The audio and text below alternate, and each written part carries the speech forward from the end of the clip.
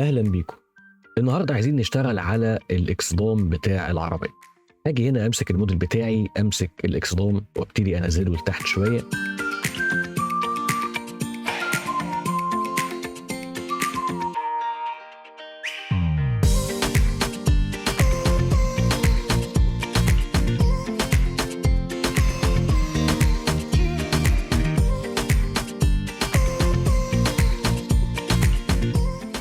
اعمل لوب كات عشان اعمل الحته الداخليه دي، اعمل الخط بتاعها، واجي بعد كده امسك كل الفيسز دي اكسترود اوتورد عشان اطلع الاكسدام بره، وامسك الايدجز دي وابتدي اعمل لها سكيل على الزد عشان تبقى كلها متساويه ويبقى شكلها مظبوط.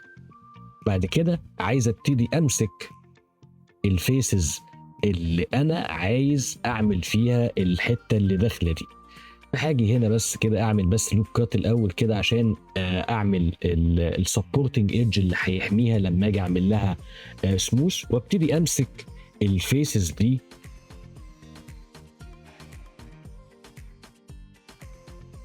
اتاكد ان انا مختارها مظبوط واعمل لها اكسترود لجوه كده شويه، اعمل لها انست اكسترود لجوه شويه من الفونت واجي اعمل زي ما عملنا في الشبابيك بالظبط، اعمل لوب كات، واللوب كات ده اعمل له بيفل عشان احافظ على الشكل بتاعها. من الفونت هاجي عند المش بتاعي بتاع العربيه وهاجي استعير منه ايدجز. هاخد الايدج ده اللي هيعمل لي شكل بقيه الاكسدام بتاع العربيه اللي على شكل المشروع.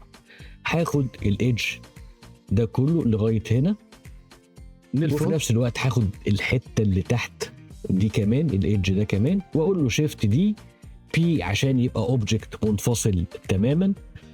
وممكن ساعتها بقى امسك الفيرتكس نفسها واكملها لغايه نص العربيه بالظبط عشان تكمل معايا. من الفونت واجي هنا امسك الفيرتكس دي اعمل لها بيبل، كنترول شيفت بي وازود عدد الفيرتكس عشان تديني اللفه دي. وانا على الموديفاير هو انا مش عايز كل الموديفايرز دي، انا مش عايزها، لا انا كمان عايز احولها لكيرف. رايت كليك كونفيرت تو كيرف واخش هنا ازود البيفل عشان يديني السمك كده، اشدها لبره شويه كده عشان تبقى خارجه بره العربيه وش العربيه. وهنا انا محتاج ان انا احوله الى مش تاني عشان اخد الايدجز دي كلها من الفونت وابتدي اظبطها من التوب فيو ان هي تطلع لبره شويه عشان تاخد نفس الكيرفتشر بتاع العربيه نفسها.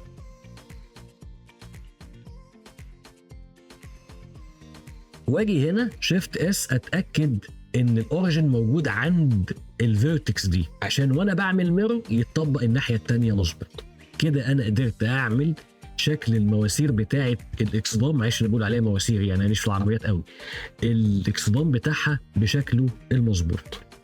من الفرونت فيو هنبتدي بقى نشتغل على بقيه الاكسدام، هنشتغل الشغل العادي، هنعمل بلين والبلين دي هنظبط الفيرتكس بتاعتها ونعمل اكسترود عشان خاطر نطلع الشكل بتاعها زي ما احنا شايفين دلوقتي.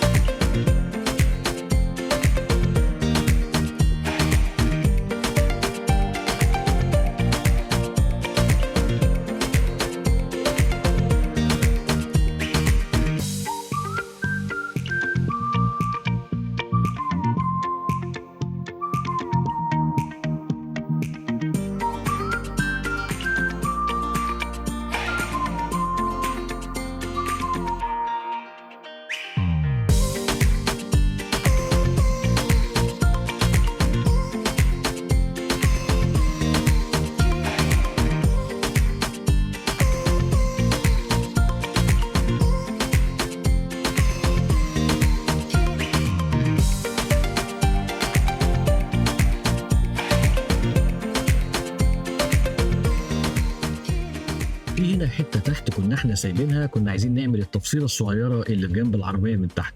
فهنمسك الفيسز دي كلها ونعمل لها اكسترود، ونعمل بيفل في النص كده لللوب كات اللي احنا عملناه، ونعمل لها اكسترود الونج النورمالز لجوه شويه. باقي المودلز كلها او باقي الموديلنج كله اللي احنا هنشتغل عليه هي بنفس الطريقه اللي احنا اشتغلنا عليها قبل كده. هنتفرج عليها مع بعض ونشوف احنا بنشتغل ازاي. بناخد وقتنا تماما في كل حته، سواء كنا بنعمل الرفارف او لسه هنعمل المرايات او اي حاجه تانية بنفس الطريقه بالظبط. اتفرج عليها وشوف كده احنا بنشتغل ازاي، وتاكد ان احنا لازم ناخد وقتنا ولازم يبقى عندنا صبر كبير، ولان احنا في الاخر بنطلع شغل في تفاصيل كتير وفي elements كتير احنا بنشتغل عليها.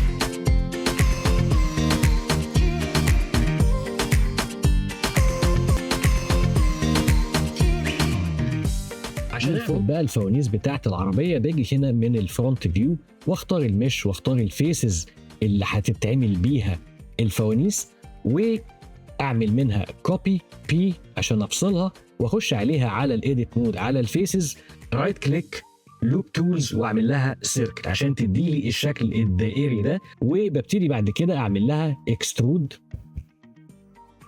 واعمل لها انست صغير كده من الفرونت، واعمل لها اكسترود لجوه تاني، انست اكسترود لبره، وابتدي اخد الايدجز دي كلها من الفرونت اللي حوالين الفانوس واعمل لها بيفل واكتر فيه عدد اللوبس شويه، واجي هنا اعمل برضو لوب كات، ولكن هخلي السيجمنت 2 وهخلي الشيب تقريبا قرب الواحد كده شويه عشان يديني الشكل ده. وبنفس الطريقه هعمل الفوانيس المربعه اللي فوق الفوانيس الصغيره.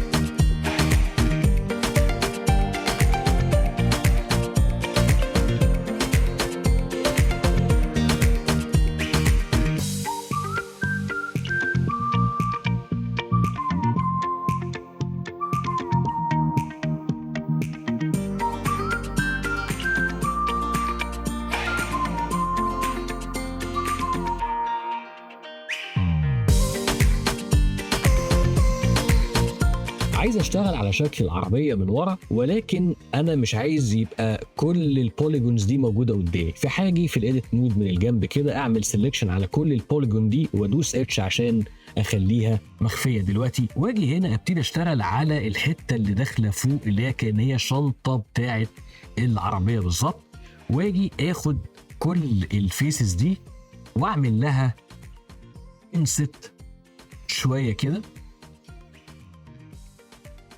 ولكن بيظهر لي البوردر فانا لما بسيب ويطلع لي المنيو اللي على الجنب بقول له شيل لي الشيك من على الباوندري دي عشان تلاقيها من فوق ومن الجنب ما تاثرتش، ما عملتش انست، لان انا كل الفكره ان انا عايز الفيسز دي ان انا هي دي اللي ابتدي اشتغل عليها وادخلها لجوه شويه عشان ادي ايحاء بشكل الشنطه بتاعه العربيه. الفكره ان انا هحتاج ان انا اختار الايدجز دي كلها اللي هي الشارب ايدجز دي ليها شارب، عايز ادوس شيفت اي عشان اخليه احط عليها كريز. كل الايدجز دي لازم اخلي الكريز بتاعها 1 عشان ما تتاثرش بالسب ديفيجن موديفاير اللي انا حاطه، بحيث ان دي تاخد شكل حاد فما تتاثرش خالص. بتاكد ان انا خدت كل الايدجز، ولو في ايدج انا ما خدتوش برجع اعمل عليه سيلكشن اتاكد منه وازود الكريز بتاعته، الايدج كريز بتاعته. ده مهم جدا عشان اقدر احافظ على الشاربنس بتاعه الحته دي بالذات. ولو في ايدج بقى او مش ايدج، لو في فيس زياده ظهر معايا وانا بعمل اكسترود لجوه كده زي ما عملنا قبل كده، انا محتاج ان انا اشيل الفيس ده. اتاكد ان كل الايدجز شغاله معايا مظبوط. اما اجي اطبق بقى السب ديفيجن هتلاقي هنا في مشكله كده، اخش على الايدجز بتاعتها واتاكد ان هي دي كمان معمول لها ايدج كريز. فلما اجي اشغل السب ديفيجن هلاقي ان ظهر العربيه الشكل اللي انا كنت عايز اعمله الشنطه اشتغل معايا بشكل جيد. عشان بقى كمان مرجعش اعمل سيلكشن لكل الكلام ده كله تاني، في تريكايه كده هتضطر ان انت تستخدمها كتير، وهي مش تريكايه وحشه خالص. انت عايز تختار كل الايدجز اللي عاملين شكل الشنطه دي، هتختار كل الايدجز دي كلها واحده واحده، تخش هنا على الاكس راي مود عشان خاطر تتاكد ان انت اخترت كل الايدجز دي، واجي رايت كليك واقول له مارك سيم. مارك سيم هنا لو انت وقفت في النص كده على اي فيس ودوست ال هيختار لك كل السلكشن اللي جوه المارك سيم اللي احنا عملناه. فكده انت قدرت ان انت تحافظ على السلكشن بتاعك. نفس الطريقه بالظبط هنبتدي نشتغل على الاكسدام اللي ورا زي ما عملنا الاكسدام الاولاني، وبنفس الطريقه اللي احنا عملنا بيها الاكسدام الامامي هنعمل الاكسدام الخلفي. بس المره دي يمكن ما نستخدمش فكره اللوب كات والبيفل، هنستخدم الكريز تاني ونشوف يبقى عندنا كذا اوبشن نقدر نحقق بيه الهدف بتاعنا، وانت تقدر تختار الطريقه اللي بتناسبك. لازم تتمرن على الطريقتين عشان تقدر تتقنهم وتستخدمهم في الاوقات اللي انت محتاجهم فيها، كل واحده على حسب البروجكت اللي انت بتشتغل فيه. هنيجي نمسك الايدجز الداخليه دي كلها ونعمل لها كريز على 1 عشان تقدر تمسك نفسها. نمسك كل الايدجز ونجرب ونشوف السب ديفيجن سيرفيس لما هتطبقها هتبقى ماسكه نفسها ولا لا. ولما تلاقي ان في ايدج مش بيطوعك قوي يبقى انت اعرف ان انت محتاج تعمل له كريز، ويزود الكريز لغايه 1 عشان تقدر تاخد الشكل اللي انت عايزه زي ما هنشوف دلوقتي.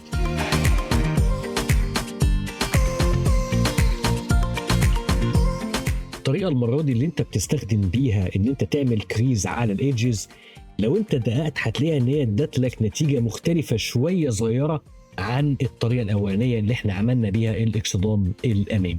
كل واحده فيهم ليها مميزاتها وليها عيوبها وليها اوقات تستخدمها فيها، فلازم تبقى عارف كل الطرق بقدر الامكان.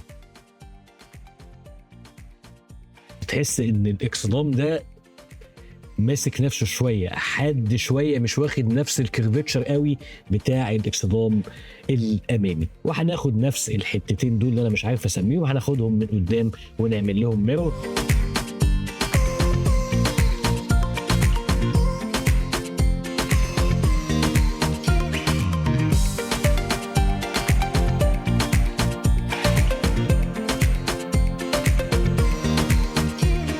ناخد برضو كده ايدج نعمل له سيلكشن من البادي عشان ياخد نفس الكيرفتشر بتاعنا، ونبتدي نشكله ونحوله لكيرف، ومن كيرف نعمل له البيفل بتاعه، ونبتدي نشتغل بنفس الطريقه بالظبط عشان نعمل الاكسدام الخلفي. هنا كمان ممكن انا عايز اعمل حته كده تكون داخله لجوه شويه،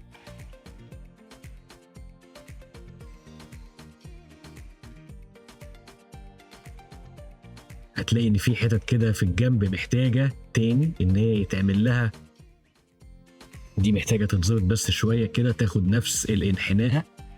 الفيرتكس اللي فوق كمان محتاجه ترجع لورا عشان تاخد نفس الانحناء بالظبط.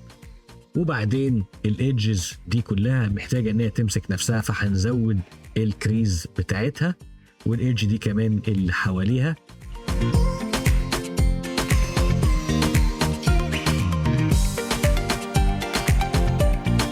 نفس الطريقه اللي عملنا بيها موديلنج للفوانيس الاماميه هنعمل بيها موديلنج للفوانيس الخلفيه. في الريفرنس ايمج مش باينه بالظبط، ولكن اقدر ان انا اتخيلها واعمل لها ديزاين زي ما انا عايز.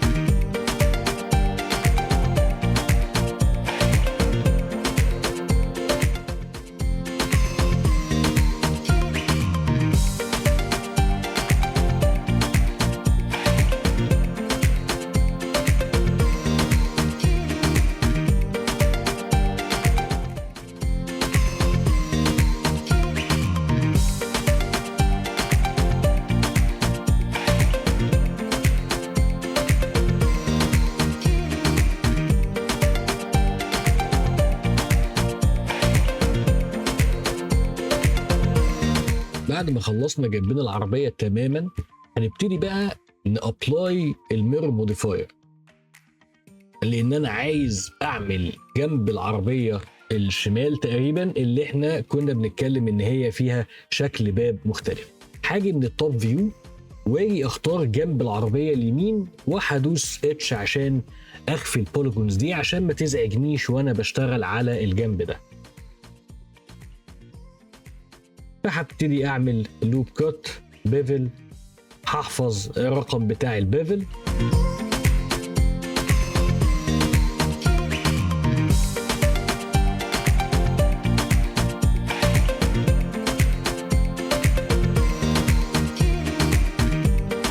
واجي اخد الفيسز دي اكسترود كده لجوه شويه عشان تديني الحز اللي موجود في الريفرنس ايمج. وفي نفس الوقت لما يكون عندي فيس اتعمل زياده هختار الفيس ده وادلته انا مش محتاجه، سواء كان تحت او كان كمان فوق.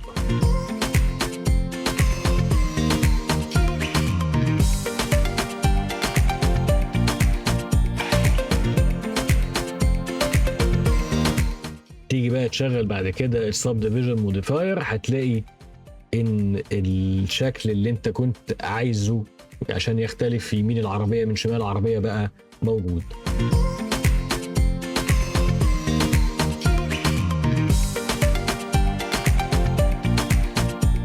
ما ينفعش بقى نسيب العربيه كده من تحت ملهاش حاجه تغطيها، فاحنا هنمسك الايدجز، كل الايدجز اللي تحت في الموديل بتاع البادي بتاع العربيه، وهنبتدي ناخد منه شيفت دي بي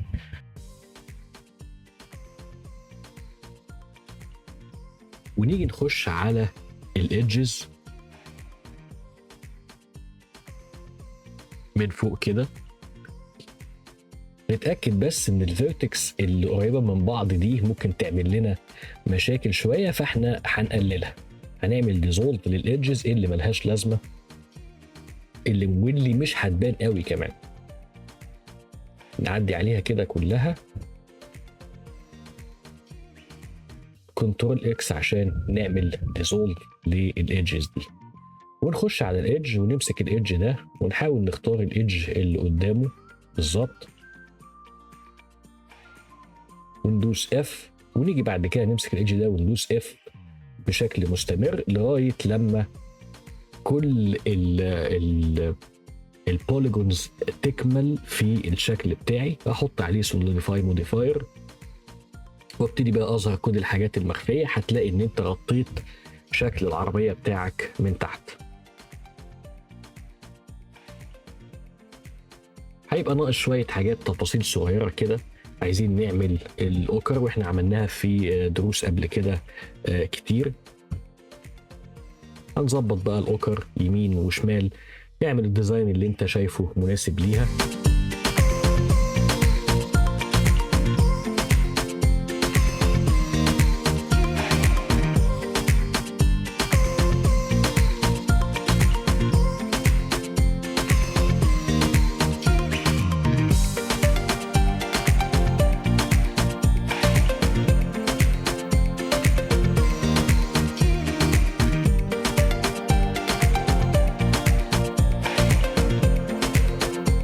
وناخد ميرور ليها ونيجي عند الميرور هنا ونعلم بالبيك كده على البادي بتاع العربية عشان يتطبق الناحية التانية بالظبط. وممكن ناخد منه كوبي عشان نحط على الباب الوراني في الناحية الشمال. ناقصني كده ان انا احط اللوجو بتاع العربية. انا اللوجو كنت عامله قبل كده، فهاجي من فايل ابند وادور على اللوجو واخش على الاوبجكت واختار اللوجو واعمل له ابند، هينزل عندي على طول.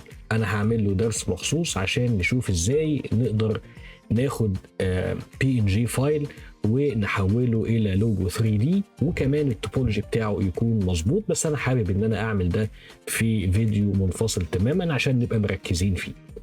هاجي هنا على اللوجو بتاعي على المش بتاعي وابتدي اظبط مكانه بالظبط. طيب انا دلوقتي عندي مشكله صغيره ان انا عايز اخلي اللوجو ده ياخد نفس الكيرفتشر بتاع العربيه. طيب هعمل ايه؟ هاجي ادوس شيفت اي لاتس واجي هنا اطلع بقى اللاتس دي، عايز اظبط مكانها وحجمها على قد الايكون بتاعتي او اللوجو بتاعي بالظبط.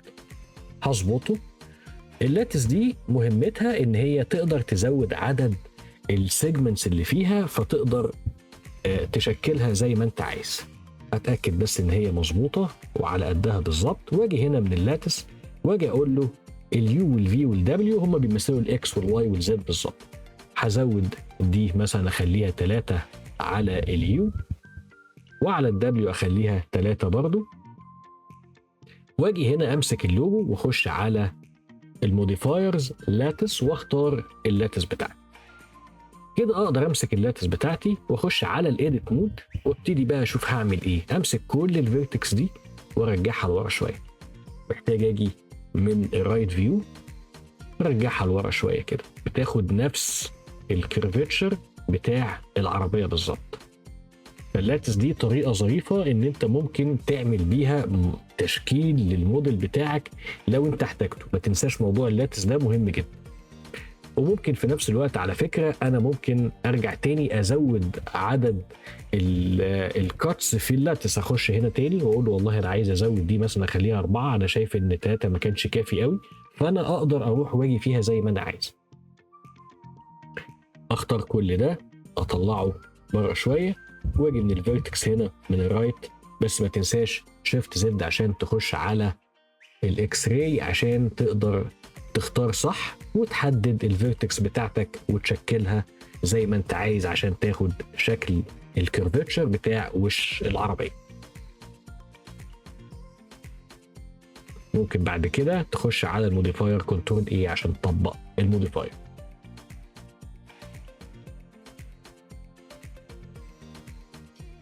نفس الكلام هخش فايل ابند واختار الفايل اللي انا كنت مجهزه قبل كده للعجله بتاعت العربيه، برضه هنعمل له درس مخصوص.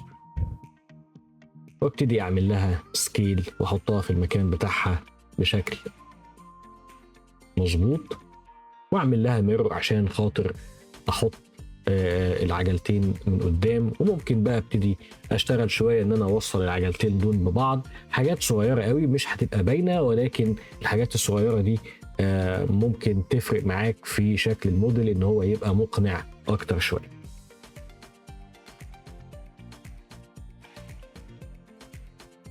تيجي بعد كده بقى من المات كاب تختار حاجه شايني كده، وتشوف العربيه بتاعتك بعد ما خلصت شكلها عامل ازاي.